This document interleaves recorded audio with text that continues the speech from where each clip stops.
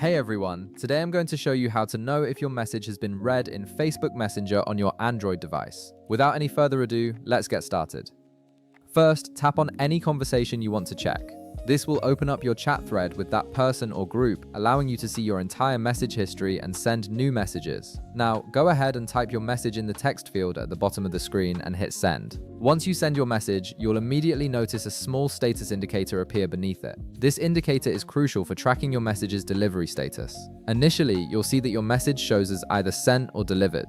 The specific status you see depends on whether the person you're messaging is currently active on Messenger or has their internet connection on. If the message shows as sent, it means the message has left your device but hasn't reached the recipient's device yet.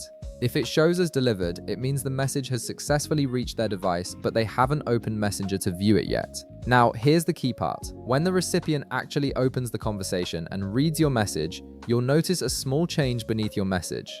Instead of just seeing the status indicator, you'll now see their profile picture appear directly under that message. This profile picture is the definitive confirmation that they've seen and read what you sent them.